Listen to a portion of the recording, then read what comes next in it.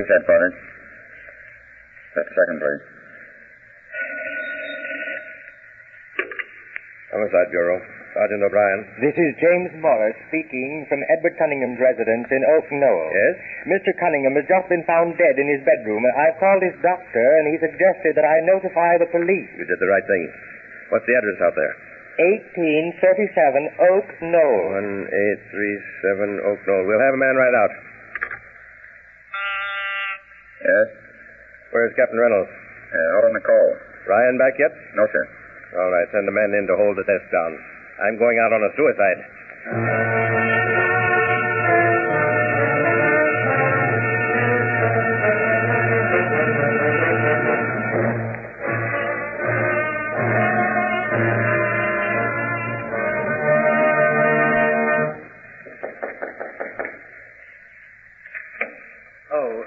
Come right in. I'm James Morris, the man who called you. I'm Sergeant O'Brien. I suppose you'll want to go right upstairs. Yes.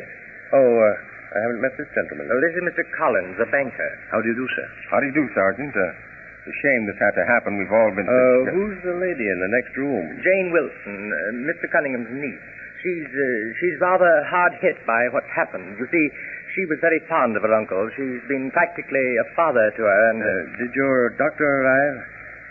Yes, he's upstairs now. Did he pronounce Mr. Cunningham dead? Yes, sir. Which one of you discovered the body? I did, Sergeant. Where were you at the time? Sitting down here smoking a cigar. I was startled with a shot and went upstairs to investigate. Where were you, Morris? At the drugstore on the corner. Mr. Cunningham had just sent me on an errand. You see, I'm Mr. Cunningham's secretary. And where was Miss Wilson? Upstairs in her room. We both met in the hallway outside Mr. Cunningham's room. Had she heard the shot? Yes, and she was investigating it the same as I was. I went to the door to Cunningham's room and knocked. There was no answer, so I opened the door and went in. I suppose Miss Wilson and I both saw him at the same time. I see. Well, we'll run upstairs and see the body. If you'll accompany me, Morris. And, Miss Collins, you'd be so kind as to step into the next room and ask Miss Wilson not to leave until I have a chance to talk to her. Very well. Lead the way, Morris. Right up these stairs. Oh, I can't say why he did it. He had everything he wanted. He's never spent a depressed moment as far as I know. Men do funny things at times. Right over here. But Mr. Cunningham is the last person on earth you'd expect to commit suicide. Why do you say that? Because he got so much fun out of living. Edward Cunningham was a born gambler. Not a professional, mind you, but he loved his cards. That's why Mr. Collins is here tonight. They had a game scheduled. Just the two of them? No, there was another gentleman, a man named Brady. He often played with Mr. Cunningham and Mr. Collins. I see. And, Brady hasn't shown up yet? No. He called at 6 o'clock telling Mr. Cunningham that he would be unable to come this evening. Mr. Cunningham seemed greatly disappointed. Here we are. This is Dr. Wood, Sergeant O'Brien from headquarters, Doctor. How do you do? How do you do? What's the news, Doctor? It looks like an out-and-out case of suicide, Sergeant. The body was found just as it is. You'll notice the wound and powder marks on the forehead. Yes. The gun is just beyond his hand where it must have fallen. How long has he been dead? Only a very few minutes. He left no note? I didn't see one. Did you, Morris? Why, no. Well, it's customary, isn't it, for a suicide to leave a note or something? I'm sure that you're in a better position to answer that than I am. You say that Mr. Cunningham had sent you to the drugstore for something, and that you weren't in the house at the time the shot was fired. That's right. What had Mr. Cunningham sent you after? A box of cigars. Oh, I see. Well, I've done all I can. You've sent for the coroner. No, not yet. I'll do it as soon as I've had time to look around. Very well. Well, I'll be leaving if I'm no longer needed. Just one question, Doctor. Is the body lying in a natural position for a suicide? Yes, I'd say it is. And there's the usual amount of powder grains about the wound? Well, there's one thing that doesn't quite come up to standard. There aren't as many powder grains as I've seen in other cases, but of course it's a rather small gun, but even then there should be a few more powder marks. Just what I was thinking. Well, thank you, Doctor. You're entirely welcome. How's Miss Jane, Morris? Better. She's a brave girl. She'll pull through all right. However, you might see her as you leave. She's in the study. Yes, I shall. Well, good day. Do you know of any reason for Cunningham to kill himself? No, I don't. His business affairs are in good shape? Yes, sir. He was a very wealthy man. He had no worries. Will Miss Wilson profit by this? She'll inherit his money, I believe. However, she really doesn't need it. She has $1 million or so of her own. I see. Were Cunningham and Collins on friendly terms? Oh, yes, sir. They've been friends for years. And this Mr. Brady, who was scheduled to appear tonight and didn't? I can't say about him. Mm-hmm. Was Mr. Cunningham in this room when he sent you for the cigars? Oh, yes, sir. Uh-huh. All right. Will you step down and tell Mr. Collins that I'd like to see him? Certainly, sir.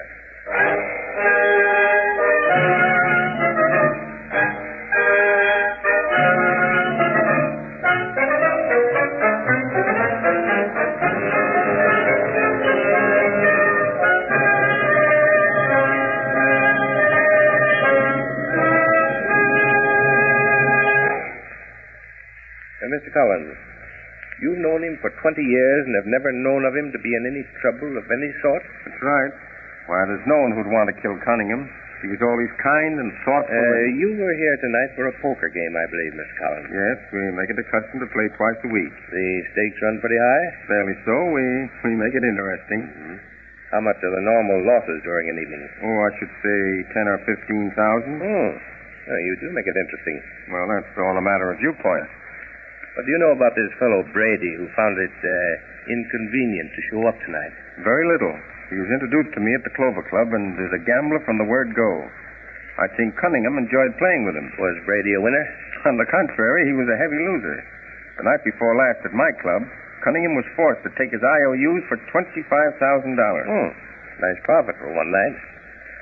Well, I'd better forget about poker and get busy with my report. Send Miss Wilson up, will you? Surely.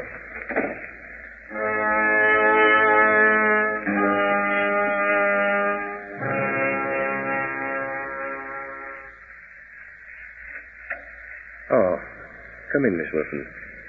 I'm Sergeant O'Brien. Yes, I know.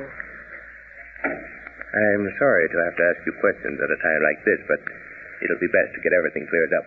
I understand. Do you know any reason for your uncle committing suicide? Not a single reason. Uncle Edward was a happy-go-lucky person. Not the type to commit suicide. Where were you when you heard the shot? In my room. Where is that? At the end of the hall. Well, what did you do after you heard the shot? I ran out into the hall, just in time to see Mr. Collins coming up the steps. We both went to Uncle's room and saw him dead. And, where was Mr. Morris, his secretary? Out on an errand, I believe. He came in about 5 minutes later. I see. Miss Wilson, do you know Mr. Brady? I've met the man. You don't seem to approve of your uncle's choice of card associates. The man is nothing more than a professional gambler. I have no use for him. Uncle showed me where he signed gambling debts amounting to $25,000.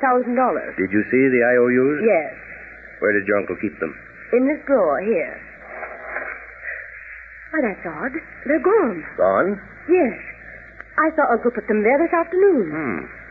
Well, perhaps Brady came by and paid them. Well, I can soon tell you. Just as soon as I open this safe. Well, while you're doing that, I'll look through his wallet here.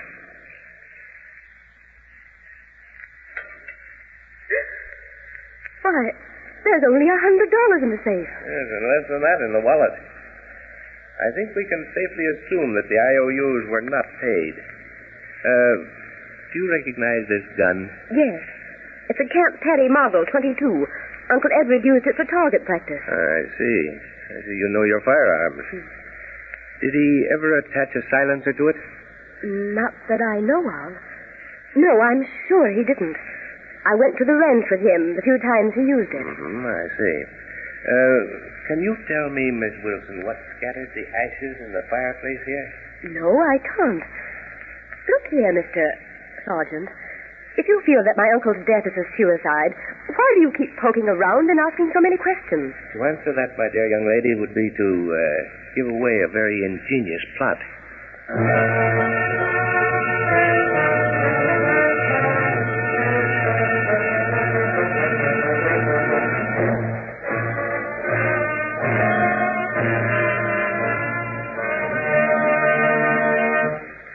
Oh, how do you do, Miss Wilson? Why did you send your driver for me? I thought you might like to be in on the final episode of our drama. What do you mean? I thought you might be interested in the outcome of my investigation. You mean that Uncle Edward's death was not... Was not a suicide.